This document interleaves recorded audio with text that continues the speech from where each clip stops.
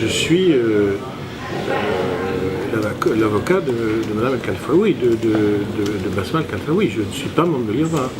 Je ne suis membre d'aucun organisme, d'aucune organisation. Je suis avocat qui fait mon métier d'avocat à l'intérieur d'un collège d'avocats. Je peux travailler, bien évidemment, et rechercher des informations, et bien évidemment, que l'IRVA aura collectées, mais pas seulement l'IRVA, d'autres organismes, et puis même lire la presse qui peut fournir des informations. Mais je suis avocat de Basma El-Khalfaoui, point, c'est tout. Donc en fait, ce n'est pas nous qui internationalisons l'affaire, c'est le terrorisme qui internationalise ces méfaits. C'est différent. Donc effectivement, il a été répondu à cela par la constitution par Mme El-Khalfaoui d'un collège d'avocats défendant sa plainte, la portant, qui aujourd'hui s'est adjoint, en plus d'un certain nombre de confrères tunisiens qui faisaient très bien leur travail, mais d'un avocat français. Et puis étaient présents lors de la conférence de presse hier deux autres personnes, Madame Joly qui est magistrate, mais surtout député européen et membre d'une présidence de la Commission du Parlement européen, et puis M. Baudouin, qui est ancien président de la Fédération internationale des droits de l'homme. Alors là, en effet, il y a une internationalisation en direction d'organismes ou de personnalités qui ne sont pas avocats, qui ne sont pas membres du collège des avocats de Mme Basma El-Khalfaoui. Donc on ne fait pas le même travail, on n'a pas effectivement la même place dans ce dispositif de recherche de la vérité. Alors, pour l'instant, la seule personne que nous ayons, nous avons rencontré effectivement le bâtonnier de l'ordre des avocats de Tunis, qui nous a réservé un accueil plus que courtois, chaleureux, qu'on reverra, et on le remercie. Non, on a rencontré hier le juge d'instruction, M. Lacrimi, qui a été lui aussi, je veux dire, d'une très grande correction dans son accueil, dans une grande courtoisie. Ce qui veut dire que déjà, nous ne sommes pas venus avec M. Layati pour déverser des sauts d'ignominie sur la justice tunisienne. Et notamment, ce serait injuste concernant le juge d'instruction, car c'est un homme qui nous a apparu loyal et honnête. La question n'est pas là. La question, c'est qu'il ne dispose d'aucun moyen. On ne lui donne pas de moyens. Et donc, c'est là où se pose en effet un problème de responsabilité politique, ou plus exactement d'évaluation politique, puisque si cet assassinat qui a été malheureusement relayé par celui de M. Brahmi, et qui semble d'ailleurs avoir mis en cause des personnes similaires, en tout cas ayant un projet commun de destruction physique, de représentants politiques tunisiens étant plutôt sur une ligne de tolérance démocratique, en France on dirait laïque, en tout cas refusant toute espèce de dictature confessionnelle. Et nous y sommes sensibles. Vous savez, moi je suis français, je sais ce que les guerres civiles confessionnelles ont coûté à mon pays, donc je ne suis pas venu ici en donneur de leçons à Tunisie. J'ai peut-être envie de dire aux Tunisiens, regardez bien l'histoire française, vous verrez le drame qu'a représenté pour la France les conflits confessionnels. Les milliers, les dizaines de milliers de morts, le temps perdu, les richesses qui ont été dilapidées, les drames. Nous, en France, on sait ce que c'est que les guerres civiles confessionnelles, c'est une abomination. Et si j'ai envie de dire, compte tenu de ce que nous n'avons pas su éviter, regardez bien notre histoire et surtout évitez ça. Ça, c'est le message général que j'ai envie de lancer. Maintenant, le juge fait son travail, mais il n'a pas de moyens. Et donc, je pense qu'il y a une responsabilité politique au sens où il faudrait un certain nombre de dispositifs qui soient pris. D'abord, premièrement, il y a plusieurs affaires qui concernent d'agressions de nature terroriste qui font effectivement affaire à une entreprise terroriste criminelle. Eh bien, c'est d'ailleurs ce qui est visé dans les infractions qui sont reprochées. C'est des mots qui sont directement empruntés à la loi pénale tunisienne. Eh bien, pourquoi plusieurs juges et avec des dossiers séparés? Gardons plusieurs juges, ayons une collégialité de juges. Ça se fait en France, ça se fait en Italie, ça se fait dans tous les pays où il y a des dossiers extrêmement difficiles et on veut qu'il y ait plusieurs juges sur le même dossier pour qu'ils se conservent, pour qu'il y ait un collège de juges, pour qu'ils soient plus forts, ayant plus de moyens. Réunissons les affaires. Ici, les affaires sont éparpillées. Elles sont séparées. Ça peut être une solution, bien sûr, parce que ça peut permettre effectivement aux enquêtes de police, de permettre de faire des synthèses beaucoup plus faciles, plutôt que d'avoir, quelque chose qu'on coupe en tranches.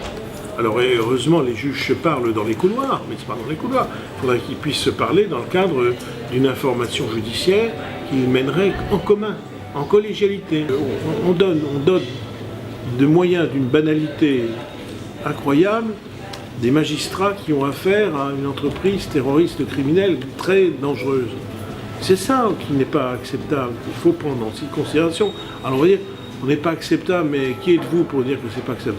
Je suis l'avocat d'une personne qui a perdu son compagnon, c'est grave. Et puis je veux dire, indépendamment de ça, comme je vous le dis, c'est pas nous qui internationalisons l'action judiciaire, c'est le terrorisme international qui internationalise. C'est lui, il a pris l'avance. Je suppose que les avocats de Mme Brahmi seraient très intéressés pour pouvoir savoir ce qu'il y a dans le dossier de l'assassinat de M. Belaïd. Et nous serions très intéressés, parce qu'il y a des gens dont on voit qu'il y a des noms qui circulent. Et d'ailleurs, le ministre de l'Intérieur le dit, c'est les mêmes. Alors si c'est les mêmes, ayons une information judiciaire commune, ayons des juges qui soient les mêmes, un collège de juges. Arrêtons de nous parler dans les couloirs, et ayons en effet un dispositif collégial de juges, les dossiers sont réunis, comme ça tout le monde a accès au dossier. Je vous signale aussi les avocats de la défense.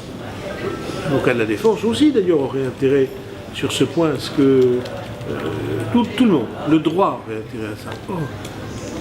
C'est une bataille pour le droit. Donc si c'est une bataille pour le droit, travaillons à l'amélioration du droit. Il y a une communication, le commissaire de l'Intérieur peut parfaitement communiquer, mais à condition que l'information judiciaire soit informée. C'est-à-dire au demeurant les juges. Je ne suis pas sûr qu'il y ait eu des communications directes et que les juges aient été informés des informations particulières dont dit disposer le ministère de l'Intérieur. Vous comprenez? Est-ce que dans le principe ça se fait de communiquer? Quand même, moi je vais vous dire, en démocratie, quand les juges sont chargés de la recherche de coupables, de responsables possible d'infraction criminelle, c'est quand même au juge quand même de l'informer, parce que c'est lui qui dirige l'enquête. Alors si, que ce soit en Tunisie, en France, en Grande-Bretagne ou ailleurs, si le ministre de l'Intérieur a lui ses propres éléments d'enquête, construit une enquête parallèle et qu'il y a le juge, déjà ça va mal fonctionner. Eh bien on va essayer de se renseigner auprès du laboratoire lui-même, mais sur ce point c'est sans doute au ministère de la Justice d'éclaircir ce mystère. Parce que la lettre, le laboratoire néerlandais répond de manière, alors ce n'est peut-être qu'un problème de traduction, mais semble indiquer que son expertise ne peut être utilisée que dans les cadres, avec la réserve que j'indiquais. La peine de mort ne soit pas demandée. Bon, mais ça semble indiquer qu'il y a quand même eu un rapport d'envoyé. Or, le juge n'a rien. Il est intrigué, c'est normal. Moi, je me méfie toujours, et pas seulement ici, je me méfie toujours, lorsque les ministres de l'Intérieur ou de la Justice, mais surtout de l'Intérieur, si encore c'était le ministre de la Justice, mais le ministre de l'Intérieur communique. Mais attendez, c'est au juge de communiquer. Ça ne se passe pas comme ça en France? Si, ça c'est des fois passé, à chaque fois c'est significatif d'un mauvais fonctionnement ou d'une volonté d'éviter le juge. Voilà. Ça c'est, je dirais, ce que je dirais, c'est une remarque, c'est une observation clinique générale. Elle ne vaut pas seulement pour la Tunisie. C'est l'indépendance, c'est l'impartialité du juge, c'est à lui de faire valoir et peut-être de déclarer ce qu'il a envie de déclarer le moment venu. Ce que nous avons demandé aussi, nous avons demandé une reconstitution. Nous avons demandé à ce qu'il y ait une expertise balistique. Alors ça, nous sommes sur ce point dans le flou, parce que le juge a demandé à des laboratoires qui, pour l'instant, n'auraient pas répondu ou auraient répondu au motif de ce que la Tunisie, disposant de la peine de mort dans son arsenal pénal, ils ne peuvent pas collaborer. Alors, est-ce qu'ils n'ont rien envoyé ou est-ce qu'ils ont envoyé néanmoins des réponses avec cette réserve que ça ne pouvait pas être utilisé dans ces circonstances? Je ne sais pas. C'est des laboratoires étrangers? Oui, néerlandais notamment, mais on n'a pas cette expertise, on ne sait pas ce qu'il en est. Est-ce qu'elle a été envoyée? Le juge ne l'a pas. Et le juge ne comprend pas très bien pourquoi il ne l'a pas, mais nous on comprend encore moins, parce qu'on a le sentiment qu'elle a été envoyée, mais le juge ne la dispose pas. Alors qu'il l'aurait, cette expertise? Les délais que le juge, donc je pense que le juge est de bonne volonté, donc dès lors que le parquet ne s'y opposera pas, on verra bien, il peut nous répondre très rapidement et favorablement. On peut avoir à poser des questions, parce qu'il y a quand même des contradictions dans ce que disent les uns et les autres qui ont été arrêtés. Alors, sur ceux qui ont été arrêtés, enfin, sont les exécutants, ce serait, parce qu'ils bénéficient quand même de la présomption d'innocence, c'est une règle, ce serait à ce stade que les exécutants. Maintenant, il y a les donneurs d'ordre qui ne sont pas là. Il y a peut-être au-dessus des donneurs d'ordre d'autres complicités. Vous savez, des affaires de cette nature, on n'assassine pas, je veux dire, de manière banale, un responsable politique, un avocat responsable politique, et puis un député comme ça. La raison donnée par l'un, c'est ce qu'avait déclaré Chokri Belaïd sur la question notamment du port du voile par des jeunes filles, par des enfants mineurs, nous avait souverainement déplu, et on a décidé de l'assassiner. Bon, ils ont la tête chaude, hein, si c'est ça la réalité. Hein. Bon, c'est peu crédible. Hein. Et puis alors quelle est la raison pour M. Brahmi? Alors vous voyez ce que je veux dire. Donc il faut enquêter, parce qu'il ne faudrait pas que se constituent en Tunisie des escadrons de la mort. Si vous voulez, l'information judiciaire nous semble aujourd'hui très étriquée. D'avoir pris un chemin étroit,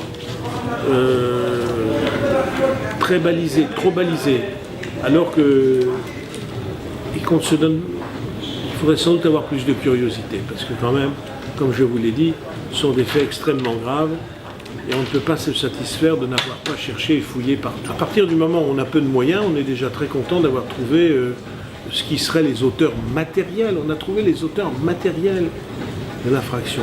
Peut-être, hein, c'est le tribunal qui décidera, hein, c'est pas moi, hein, je ne suis pas juge, je suis avocat du plaignant. Ce serait pour l'instant, s'ils sont envoyés devant le tribunal, et c'est dans 8 mois, hein, au bout de 8 mois, ils doivent être remis en liberté, donc il y a le temps presse. Ce serait les auteurs matériels. Notre inquiétude, en tout cas notre interrogation, c'est que dans un fait comme des faits comme celui-ci, si nous avons affaire à une entreprise, puisque c'est ça qui est retenu dans le chef d'infraction, une entreprise, ça signifie des gens qui fournissent des moyens, des complices à plusieurs niveaux, des exécutants matériels, et puis pas seulement des commettants, des gens qui donnent des ordres, des gens qui donnent des instructions, peut-être d'autres qui planifient, et puis peut-être d'autres qui facilitent, et puis peut-être d'autres qui ferment les yeux. Il y a tout cela à voir quand même. Lorsqu'on est dans de la criminalité politique de sang, je vous assure que c'est dans tout cela qu'il faut chercher. Les seuls qui sont en mesure effectivement de dire dans les faits ce qu'il en est, ce sont les juges. Et pour qu'ils le fassent, il faut leur donner des moyens, il faut leur donner la liberté. Ça s'appelle l'indépendance. L'impartialité, ils l'ont. Mais l'indépendance, c'est pas simplement un mot en l'air. L'indépendance, c'est disposer de moyens. Une indépendance sans moyens, ça ne veut rien dire. Voilà. Donc, je veux dire, la qualité, l'honnêteté de la procédure d'enquête, elle se juge d'abord par l'ampleur des moyens qu'on accorde aux juges. Si on ne leur accorde que des moyens d'une grande banalité pour une affaire de nature exceptionnelle, c'est déjà soit qu'on n'a pas pris la mesure du caractère exceptionnel des infractions, et c'est une erreur, soit on ne veut pas, et c'est une faute, par exemple. Alors, il peut y avoir aussi, si à un moment donné on trouve qu'on ne prend pas suffisamment en considération ces demandes, qui je crois vont dans le sens de ce que demande une grande majorité, non seulement Mme Khalfaoui, mais peut-être aussi Mme Brahmi et d'autres, une grande partie du peuple tunisien lui-même, hein, ça va dans cet esprit-là. Alors des fois, peut-être une autre justice étrangère peut être saisie, parce qu'il y a un franco-tunisien qui serait à l'étranger, si éventuellement il était en France. Enfin, avec tout ce qu'on dit, il est peu probable d'ailleurs qu'il y reste. Enfin, il a dû déjà y penser. Et s'il était arrêté en France, par exemple, la justice française pourrait être saisie.